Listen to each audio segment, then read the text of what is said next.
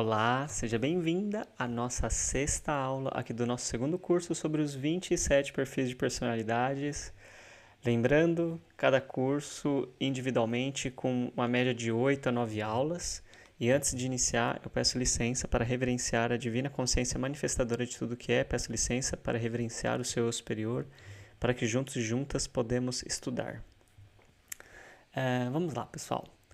O tema, né, da nossa aula de hoje é o crítico interno que nunca descansa. Então, essa aula ela é bem parecida, né, com uma aula do perfil de personalidade número 1, mas aqui vão ter questões diferentes. Então, o título pode ser parecido. Se você assistiu outro curso, você pode achar que eu estou repetindo a aula, mas eu te convido a ficar até o final da aula. Vai ser uma aula também mais curta, de 10 minutinhos, 12 minutinhos mais ou menos, para você acompanhar e ver a diferença, ok? Fazendo aquele resuminho básico, né, que a gente sempre faz, a gente está falando de um tipo de personalidade onde predomina as sensações físicas, e esse tipo, né, ele tem uma mente muito bem trabalhada, muito bem desenvolvida, uma pessoa que busca muito dados, conhecimentos, informações. E na nossa última aula, que foi a aula 5, a gente falou sobre a questão, né, de quando essa pessoa usa a moral como um escudo. Quando ela começa, né, a usar as regras como uma forma de se proteger no mundo. Então, né, ela tem uma tendência a um pensamento preto no branco, diferente de outras personalidades que são 8 ou 80, ou é tudo ou nada. Essa não, ela é muito fixa em uma única olhar de mundo mesmo, e essa mente dela vai racionalizar muito, porque o que acontece?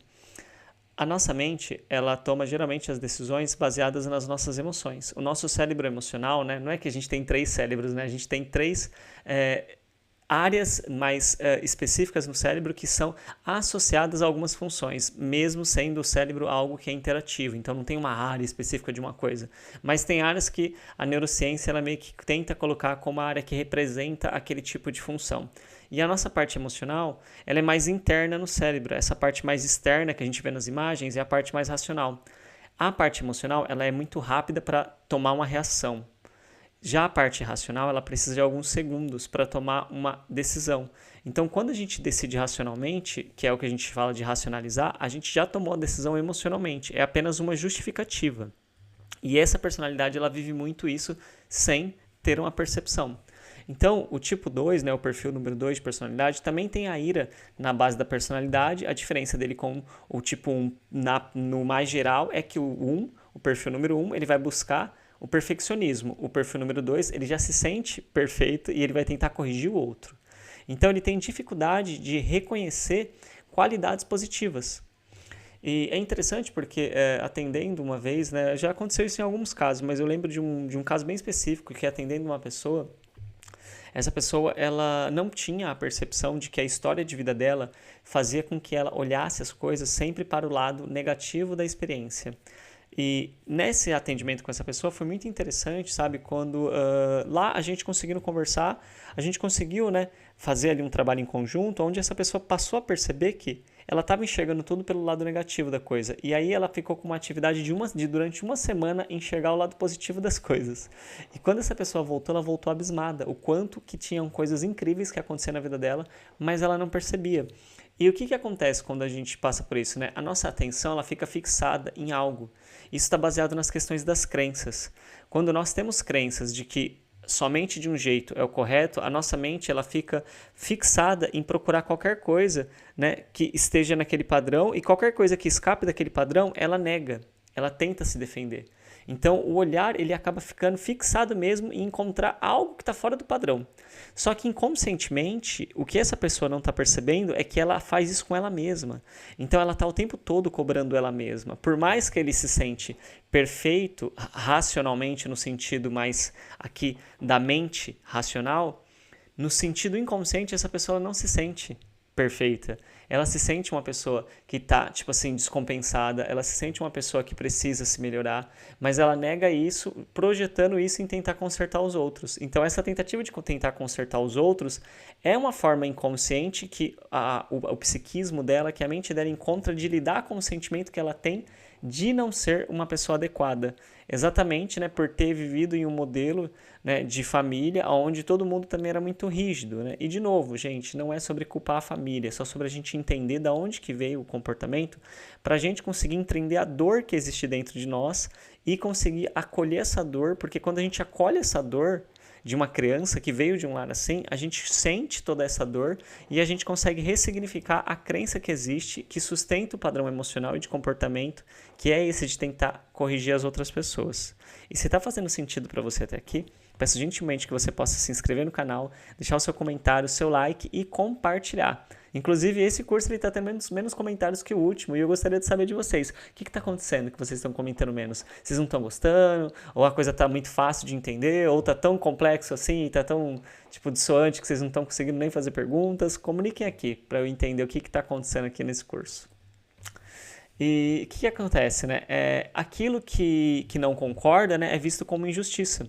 Então, aquilo que esse perfil de personalidade não concorda, ele sente como uma injustiça. Então, é uma pessoa que ela vive um sentimento, sabe, de indignação muito frequente.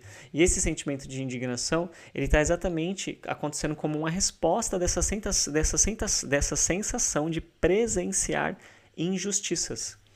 Então, quando essa pessoa, né, ela presencia algo que ela considera como uma injustiça, essa indignação logo vem e ela acaba, em muitos momentos, perdendo o limite, perdendo a linha, e ela acaba, assim, sendo excessivamente, né, rígida com a outra pessoa, e ela acaba não percebendo que, na tentativa de proteger o que ela acha que é justo, ela acaba se tornando uma pessoa ríspida, uma pessoa ignorante, uma pessoa mal educada. Então, isso acaba fazendo exatamente o que ela está tentando mostrar para o outro, ela acaba não conseguindo ela mesma executar, mas ela não percebe. Ela acha que é natural ela se comportar daquela maneira para corrigir o outro, sendo que, na verdade, ela está se tornando uma pessoa que está expressando um comportamento extremamente disfuncional, tentando ensinar alguém a fazer algo que ela acredita que é bom e que é saudável, que é funcional. Então, veja como que acaba, né? A gente acaba, às vezes, sem perceber, perdendo, né, a finalidade daquilo que a gente quer causar, porque a gente não está conseguindo ter um autoconhecimento a ponto de enxergar que nós estamos passando do limite. Não é porque a gente está com uma boa intenção que o nosso comportamento vale. Então, quando a gente começa a olhar para isso, né, e como eu digo, todos nós temos esses padrões de comportamentos em algum grau na nossa personalidade, mesmo que não sejamos desse perfil de personalidade. Então, esse tipo de informação é importante para a gente refletir, sabe? Aonde que a gente está fazendo isso, sabe? O quanto que a gente está fazendo isso. E a gente ir trabalhando, né, não com uma autocrítica severa também, para a gente ficar se destruindo, se sentindo mal, se sentindo horrível com a gente, mas um pensamento reflexivo na busca de um crescimento, né, que seja um crescimento com leveza, sabe? Onde a gente não se puna, né? Antes mesmo de gravar aqui a aula, né, eu tirei um tempo de meditação, assim, tal, porque eu tava me sentindo, né, numa emoção, assim, uma emoção que não tava boa, sabe, para gravar. Eu falei, poxa, eu preciso pegar leve, mesmo que eu tô no horário, mesmo que eu tenha as coisas para fazer, as coisas para cumprir, sabe, as responsabilidades. Eu falei, eu vou precisar dar uma meditada. Eu fui apagar as luzes, me sentei, fechei os olhos, fiquei ali respirando, me concentrei. Teve um momento que foi muito bom, assim, consegui entrar num estado de concentração agradável, assim, tal. Me regenerei, né, até que chegou um momento que eu falei, não, preciso voltar lá, preciso entregar o que eu tenho para entregar, né, porque também não posso ficar aqui para sempre, né. Então, assim, sabe, esse equilíbrio, sabe, a gente ir buscando, né, encontrar esse equilíbrio, porque às vezes a gente está tentando fazer algo legal, mas às vezes a gente não está bem para fazer algo legal e a gente faz uma coisa, assim, de uma forma que não é boa para o próximo, que não é agradável, né? Não que a gente vai conseguir também sempre levar algo agradável, né? Às vezes o que a gente precisa levar é desagradável para o outro, mas é necessário. Mas a gente buscar esse equilíbrio, sabe? De quando estiver lidando com algo que para mim soa como injustiça, perguntar, sabe? Poxa, por que eu estou encarando isso como uma injustiça? Será que, isso não é apenas uma outra forma de fazer isso? Será que não é uma outra forma de viver? Será que essa pessoa não tem uma outra cultura, não tem outros valores? Ela não veio de outros modelos familiares? Porque isso conta, sabe? E também, né, é uma personalidade que, assim como o tipo número 1, né, o perfil número 1, tem dificuldade de reconhecer a própria raiva. Então, essa pessoa ela não consegue se perguntar o que dentro dela se sentiu ferido com a forma diferente do outro. Porque toda essa dificuldade, sabe, que esse crítico interno tem de fazer ela se julgar, mesmo que inconscientemente, e ela se sentir indigna de estar ali, ela se sentir medo de perder a participação e o papel dela ali, sabe, junto com as pessoas. Então faz ela tentar corrigir as pessoas. Só que isso tudo tá vindo desse sentimento de inadequação interno, né, que é inconsciente, e ela acaba não percebendo, né, que essa raiva, né, que se expressa através dessa indignação é porque algo dentro dela está sendo ferido. Então, quando a pessoa, por exemplo, faz algo fora do padrão daquilo que ela acredita que é o certo, o que dói dentro dela? né? Vou dar um spoiler aqui, sabe? Não é uma fórmula mágica, cada um vai ter que ver a história, a memória específica que está dentro de si. Mas o que está doendo dentro dessa pessoa? A parte dela que era livre e que foi reprimida na infância e que está lá querendo ser livre, querendo se expressar, mas que não pode se expressar porque é considerada como um impulso de algo errado, porque está dentro do padrão do que é o certo e ela precisa se comportar dentro do padrão para ser um exemplo, né? Porque é um perfil de personalidade que quer ser o exemplo.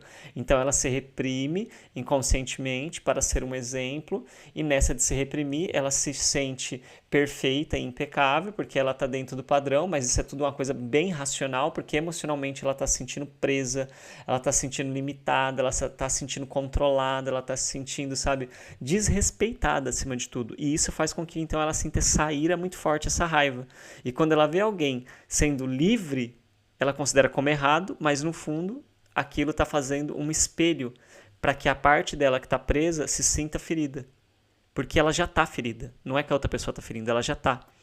Então, ao perceber isso, ela acaba atacando a outra pessoa, tentando corrigir a pessoa. Então, é um ataque velado na correção, que ela não percebe. E aí, quando vem essa sensação de que a pessoa está sendo injusta, porque está sendo diferente, vem uma ira mais forte ainda, uma raiva mais forte ainda. Então, vem um ataque, muitas vezes, que às vezes passa mesmo como uma forma de, sabe, de superioridade, de arrogância, de entender mais que a pessoa, de saber mais que a pessoa, de ser mais que a pessoa, e aí acaba então gerando uma desconexão emocional entre ela e a pessoa, e acaba que ela não consegue passar a mensagem que ela quer passar, porque quando a gente se desconecta emocionalmente é mais difícil passar a mensagem. Então a conclusão, né, que a gente tem é que a frustração que a expectativa de fazer do mundo um lugar perfeito, né, causa nessa pessoa, né, é uma forma de expressar então essa raiva reprimida. Então, mas sem perceber isso que está acontecendo com ela, ela entra num ciclo vicioso. Por quê? Porque ela está, de uma certa forma, sentindo raiva por não poder ser livre, mas ela acredita que ela já é do jeito que ela quer ser, sendo que ela está vivendo sob as regras de alguém, de algumas crenças que ela está reproduzindo. A responsabilidade agora é dela de quebrar esses padrões. E isso faz com que, então, ela se frustre, porque ela não consegue mudar o outro. Nessa de se frustrar, a raiva dela consegue sair para fora, como se fosse uma justificativa de que ela estivesse sentindo, de que ela está sentindo uma emoção que tem coerência com aquilo. Por quê? Porque a pessoa está sendo injusta. E eu estou com raiva porque ela está sendo injusta, entendeu? Ou eu estou sendo assim expressivo, estou sendo caloroso porque ele está sendo injusto. Então, você percebe que existe todo um mecanismo para justificar o comportamento. Quando, na verdade, é somente uma dor interna, é somente uma sensação pessoal dessa experiência dessa pessoa, que com bastante acolhimento, com amor, com carinho, a gente consegue transformar, a gente consegue trabalhar, a gente consegue resolver. Mas precisa da aceitação da pessoa de que ela está vivendo essa dor, de que ela está vivendo essa ferida, para que a gente consiga trabalhar isso.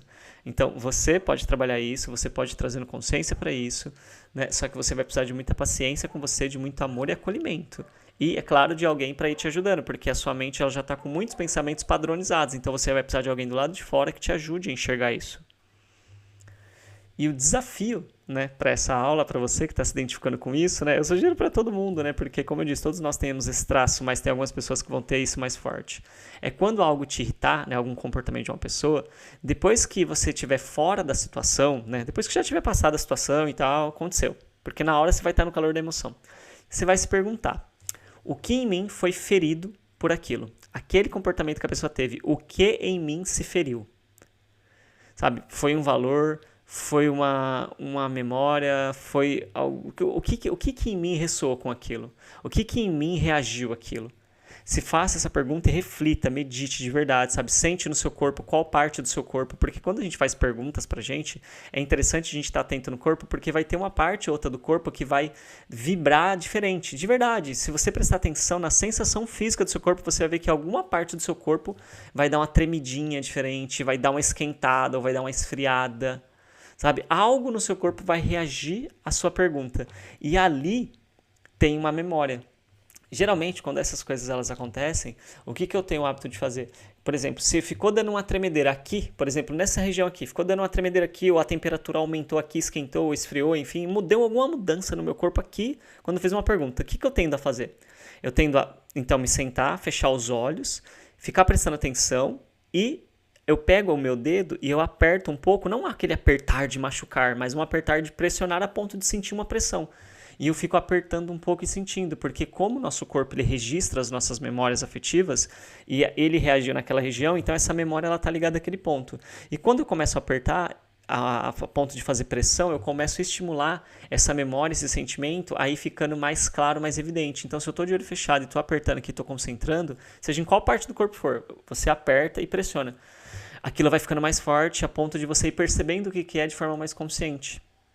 E depois, né, você pode se perguntar, depois que você identifica, mesmo que você identificar assim, de uma forma assim, eu identifiquei uma coisa, mas eu não sei exatamente o que é, eu senti e tal, é uma coisa estranha, meio confusa, ainda não sei dar um nome para isso, e também não tem problema, porque a grande questão não é dar um nome, honestamente, é você encontrar uma solução. E você sentir é uma coisa importante, você ir sentindo e respirando. Mas num segundo momento, o que você vai se perguntar? Como eu posso transformar essa energia, porque é uma energia, a emoção é uma energia, né, em uma ação construtiva da próxima vez. Sabe, quando eu acontecer isso, quando eu lidar com isso, o que eu posso fazer? Porque a grande questão é a gente precisa começar a construir planos na nossa cabeça antes da situação acontecer. Porque depois que a situação aconteceu, já passou. Então agora a gente consegue pensar com mais clareza, porque a emoção já foi embora. E aí quando eu construo planos antes, e eu vou sempre fazendo isso, por mais que na próxima vez eu não execute o plano, eu já pensei ele, eu estou reforçando uma nova via neural. E aí uma sugestão é, esse plano que eu fiz, se eu quero que ele tenha mais probabilidade dele se manifestar, dele acontecer na próxima vez, eu posso ficar mentalizando ele uma vez por dia, diariamente. Uma vez por dia eu mentalizo que em uma situação, por exemplo, que a pessoa falou alto comigo e eu reagi de X maneira e eu não quero mais reagir daquela forma, eu vou fazer o que então? Eu vou imaginar uma pessoa falando muito alto comigo, ela gritando, e eu vou reagir de uma forma diferente. Eu fico mentalizando isso uma vez por dia ao longo da minha semana, dos meus dias. Quanto mais eu mentalizo, melhor, porque eu estou criando uma nova rede neural no meu sistema nervoso. E aí, quando a situação acontecer, eu já tenho essa rede criada, então eu tenho essa disponibilidade desse comportamento mais propício a acontecer. E isso é uma forma muito bacana da gente lidar com essas questões. Então, eu agradeço aqui, né, a sua presença, e o tema da nossa próxima aula é descobrindo o caminho da adaptabilidade, né? A gente vai falar um pouquinho, né, sobre como que esse perfil de personalidade ele pode aprender, sabe, a encontrar caminhos para se flexibilizar, para entrar na adaptabilidade, para poder se relacionar melhor consigo mesmo e com as pessoas. Porque quando a gente consegue se relacionar melhor com as pessoas é porque a gente está se relacionando melhor com a gente também. Isso é uma coisa muito importante da gente entender. E antes de encerrar, né, quero pedir gentilmente para você se inscrever no canal, para você deixar o seu like, deixar o seu comentário, para você encaminhar o vídeo e também compartilhar com vocês que isso é incrível, essa sensação que é, sabe, fazer esse trabalho. Que agora que eu acabei de gravar a aula, né, inclusive eu falei que ia dar uma aula de 10, 12 minutos, deu uma aula de 18 minutos, eu tô me sentindo muito bem. E é muito incrível isso, sabe, o quanto que esse trabalho de estar aqui compartilhando com vocês, né, os aprendizados, ele faz muito bem para mim. Então eu quero agradecer a cada um e a cada uma de vocês que estão aqui, sabe, por essa oportunidade de mesmo em meio a todas as experiências, né, que nós como seres humanos encaramos, né, os desafios, os aprendizados, né, poder estar aqui fazendo esse trabalho que ele me faz bem e eu sei que ele também contribui com muitos e muitos de vocês, porque nos comentários, nos e-mails, vocês comentam isso. Então é muita honra poder estar aqui com vocês, muito obrigado e até amanhã na nossa 7ª aula. Tchau, tchau.